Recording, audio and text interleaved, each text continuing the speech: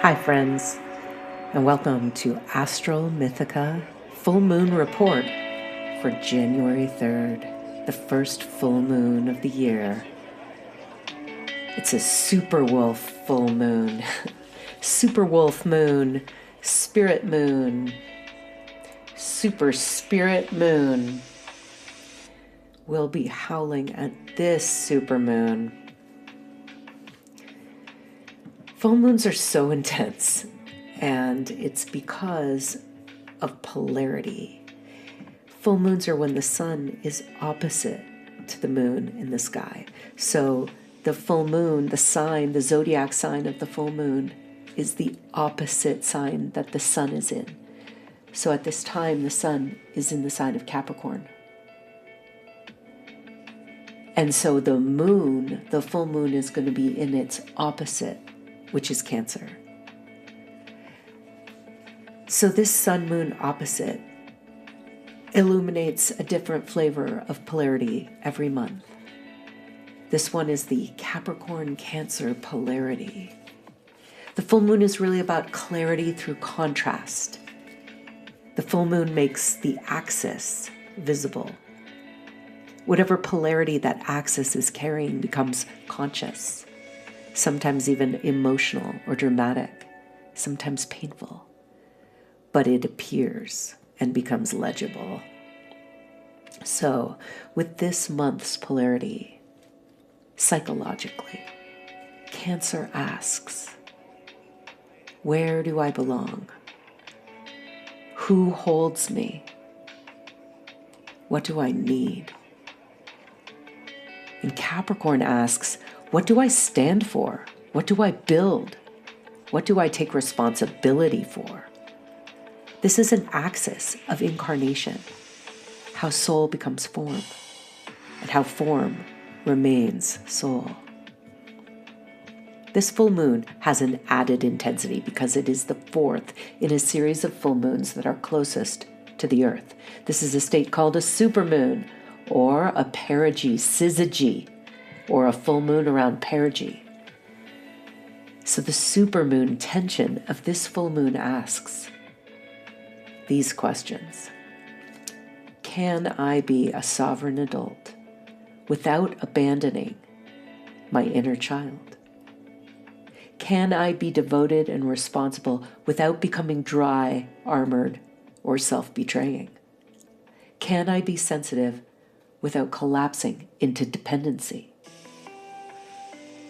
This full moon makes that question felt, not just thought. Maybe you can feel it in your body where you've hardened, or where you've remained too soft, or when one side has been overcompensating for another. These themes are boundary versus intimacy, care versus containment, softness versus structure. All these polarities become behavioral questions, not just philosophical. This full moon activates the parental archetype polarity. Cancer is the mother principle, containment, emotional attunement, belonging. Capricorn is the father principle, law, orientation, responsibility, structure.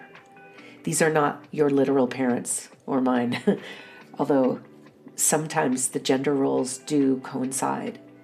But these are archetypal functions. So when, in a Jungian sense, when we're individuating or we're developing or maturing, the inner mother becomes this power. The inner father takes care so that the self can be contained and guided. This full moon exposes where our inner parents need adjustment. So with this polarity, on the one side we have the moon in Cancer, so also accompanied by Jupiter, who brings abundance, expansion, possible excess. So if the mother principle is hard to grasp, maybe you were never shown the softness and nurturing that a mother can provide. An ideal mother, of course. Jupiter's there, expanding any little clue you might have to how to generate the feeling within you of a nurturing, guiding, caring mother. On the other side of the sky in this chart, the sun is flanked by Venus and Mars really close. They're coming up to a conjunction next week. But also, they're bookended by Mercury and Pluto. It's this beautiful stellium of 4 planets and the sun in Capricorn, holding that energy of the wise elder, the inner father that is kind, that is structural, that is wise boundaried, that is caring. Let these inner parents come forward and override even our memories or our stories about the failings of our biological parents. With this full moon, we can illuminate what we have control over and what we are responsible for, and of cleaning up our inner world. Does our inner father provide structure, provide guidance, provide leadership to ourselves? This is all inner self. That inner father, the inner emperor that stands strong without being a tyrant, without being cruel, without abusing power. This father principle of Capricorn that is law, structure, responsibility, healthy, kind. And the mother, the inner mother that's emotionally attuned, that part of us that cares about how we feel, the part of us that is emotionally attuned to ourselves. May this full moon illuminate where we can nurture these inner parents in order to build a healthy and inner ecosystem. One beautiful aspect of this full moon is that it is occurring in the same line of the sky as the star, the brightest star, Sirius. Sirius A and B is actually 2 stars. But from the naked eye, looks like one, and it looks like the brightest star, the wishing star. Sirius speaks to the rightness of timing, of seasons. It is the soul's clock. It's the archetype of rightness. Sirius introduces the question of legitimacy. Not what do I want, not what should I do, but what is true now? What is in season? What is aligned with the larger order of becoming? What is aligned with the larger order of becoming? So that during this full moon, psychologically, what is being initiated in Jungian terms? This isn't just ego versus unconscious or mother versus father. It's the self constellating as a regulator of opposites, as a manager of opposites, as an alchemist of opposites. The psyche is not being asked to choose between Cancer and Capricorn or choose between one or the other. It is being asked to let the self become the organizing center. The self or the soul, however you understand your higher self to be, become the organizing center instead of either letting the inner child lead, right? We've all done that. Or being overly authoritarian and putting the inner father in charge with too much duty and control and structure. Sirius marks the moment where the psyche says, when this moon is illuminated by this sun with Venus and Mars with it, says neither side is sovereign. The relationship itself is sovereign. It's not about choosing softness or strength. It's about allowing a deeper intelligence to reorganize how softness and strength can work together in reciprocity, in equality.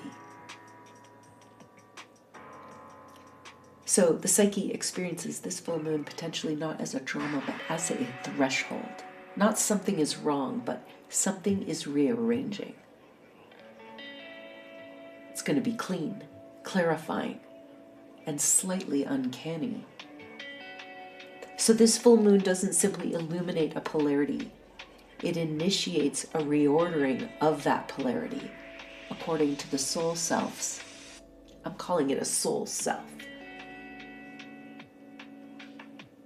To integrate sort of a psychological and a mystical understanding of the guiding principle of our psyche. So I'm going to go back to this as my statement for this full moon. What it does is it doesn't simply illuminate polarity. It initiates a reordering of the polarity according to the soul self's deeper standard of coherence.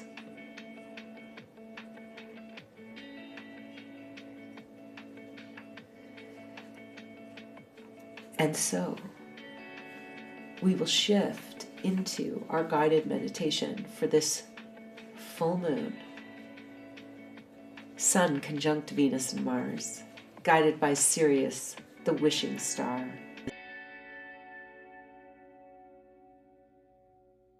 Let's invoke a sacred circle, calling in the elements and the cardinal directions. Take a moment to orient yourself. We'll start in the east. Hail to the guardians of the watchtowers of the east and the element of air. Breath, perception, insight. East, lift my awareness, clear my thoughts, open my inner vision. And to the south, hail to the guardians of the watchtowers of the south and the element of fire, blood, flame, courage, the spark. South, steady my will. Kindle the clarity of purpose within me. Hail and welcome south. And turning now to the west. Hail to the guardians of the watchtowers of the west and the element of water. Tears, deep well, rolling tide, nourishing spring. West, open my feeling body. Let what is tight loosen. Hail and welcome west. Turning now to the north. Hail to the guardians of the watchtowers of the north and the element of earth, bones, ground, soil, rock, the beginning and the ending. North, hold us. Let us inhabit this earth body fully. Hail.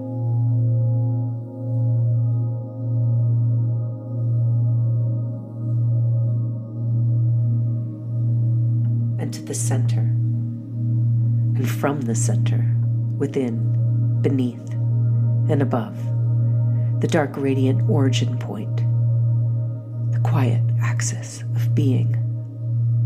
Align me with my true gravity. Hail and welcome center. Full moon, Venus, Mars, Cazimi, Erotic Alchemy, guided meditation.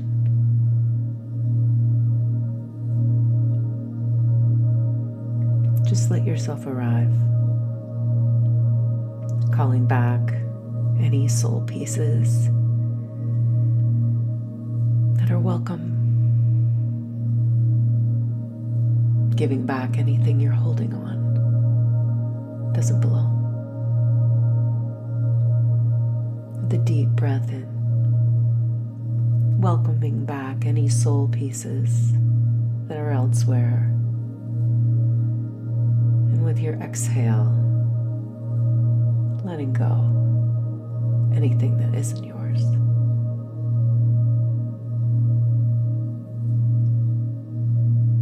Just allowing the body to be held by gravity, by the chair, the floor, the earth beneath you.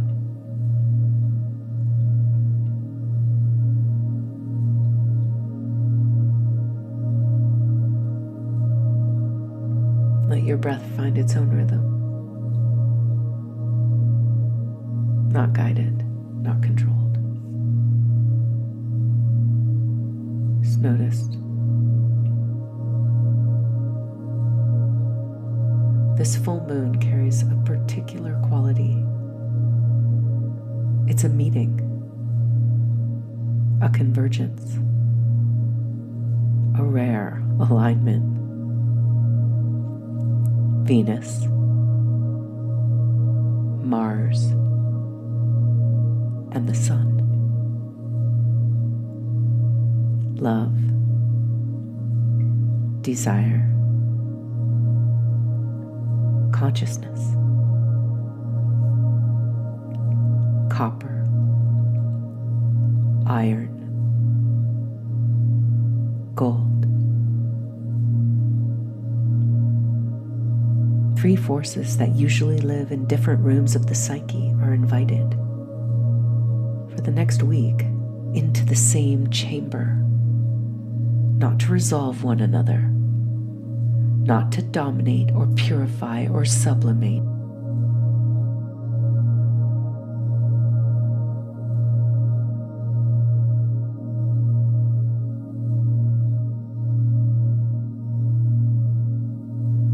Let your awareness soften in the center of your chest.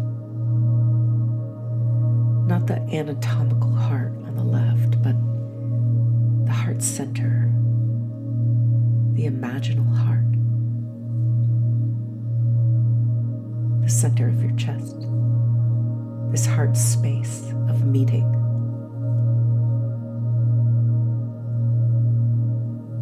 A hearth. A crucible, a place where opposites can gather and sit around the same fire.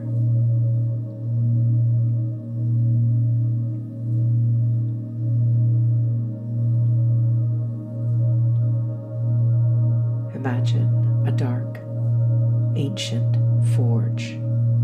It's not industrial, not loud. A sacred forge,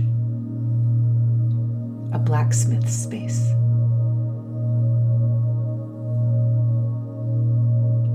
Where psyche and matter are not separate.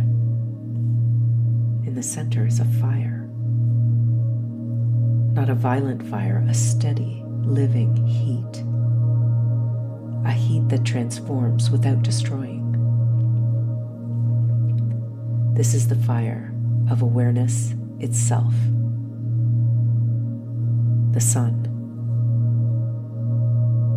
Gold. Not as wealth, not as ego, but as consciousness. The light that allows things to be seen as they are. Into this space, two forces approach. From one side, Venus, copper, warm, conductive, rose gold. She carries the capacity to feel, to receive, to attract, to value. She is the instinct to love, the instinct to connect, the instinct to say yes to life. Not sentimental, not romantic, but relational.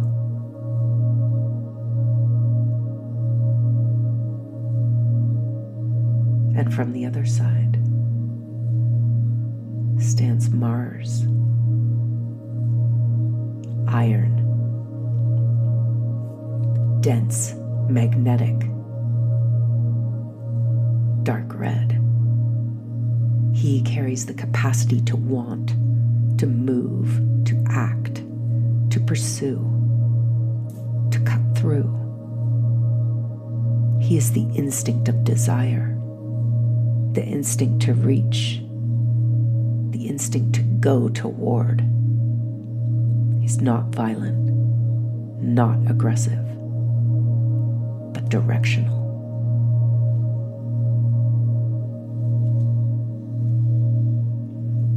Notice what happens in your body as you sense these two forces. Not as lovers in a story, but as forces inside of you. Where does Venus live? In you. Where does Mars live? In you.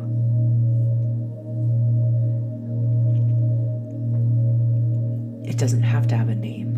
There's no answer you have to give. Just notice. So often these two have been split. Love without desire becomes thin, ethereal, afraid of embodiment. Desire without love becomes hungry, compulsive, unmoored. But tonight, they are invited into the same fire. Now imagine Venus and Mars stepping closer to the forge. Neither dominates, neither submits, neither consumes the other. They offer themselves into the fire of consciousness.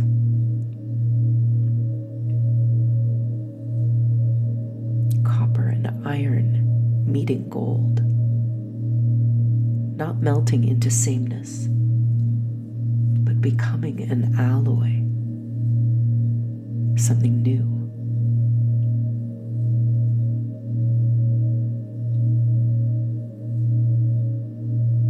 This is erotic alchemy. It's about the transformation of desire itself. Desire no longer seeking completion outside of itself. Desire no longer driven by lack. Desire no longer fused with hunger or compulsion or scarcity. But desire illuminated by awareness, held by love, given dignity by consciousness. This is Eros marrying soul. Feel this alloy forming inside you, not as an image, but as a tone of aliveness that is calm, a warmth that is awake, a desire that doesn't grasp, and a love that doesn't collapse or self-betray. This is a yes that is not needy, a wanting that is not empty. Just a simple, luminous sense of being alive.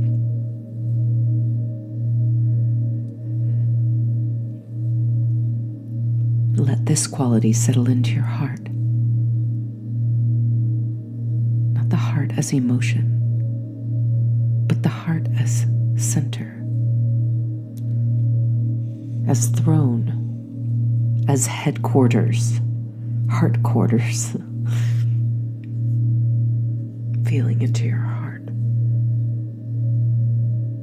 You may sense grief or tenderness or longing or relief. Everything belongs here. Nothing here needs to be purified or changed or healed, only held in awareness.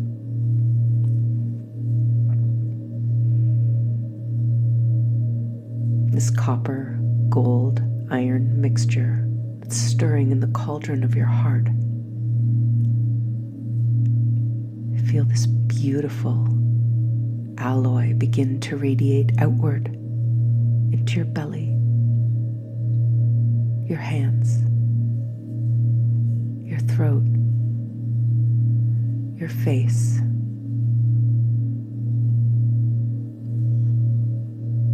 Let your whole body become a vessel for love wisdom, love that knows, wisdom that feels.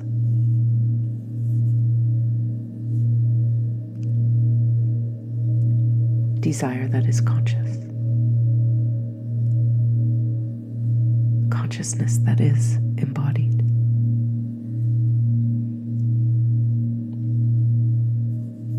This is the activation of this alignment. This full moon brings not power, not magnetism, not attraction, but coherence. An opportunity to be a psyche no longer at war with itself. A soul no longer split between wanting and meaning. A body no longer exiled from spirit.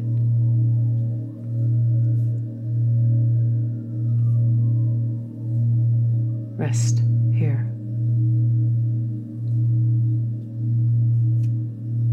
Feeling this beautiful alloy as it runs through the veins, every aspect of your energy field, every part of you.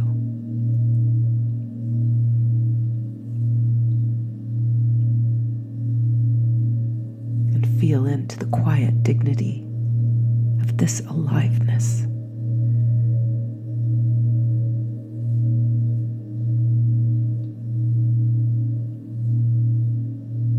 And when you're ready, you're welcome to slowly return. You're not going to leave this behind. You're bringing it with you. Into your speech, into your listening, your choices, your boundaries, your creations. Wherever you go, this alloy goes with you.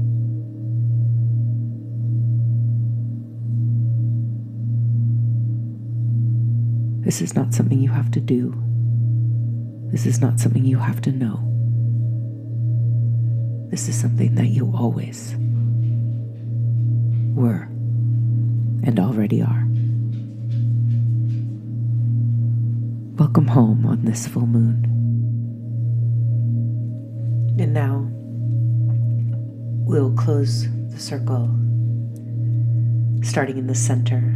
I thank the center, the imaginal homeland, the quiet axis within and beyond. The center is released, but its truth remains alive in me. And turning to the north, earth, I thank the north, the element of earth, for grounding and embodiment. Earth is released. My body holds what is needed. I thank the west, the element of water, for softening the inner knowing. I release you, water. My heart remains open and protected. And to the south, I thank the south, the element of fire, for courage and inner warmth. Fire is released. Its glow stays with me. And to the east, I thank the east, the element of air, for clarity and breath. Air is released. My mind remains spacious and clear. The field is closed. The directions are released. You can return to the world with more presence,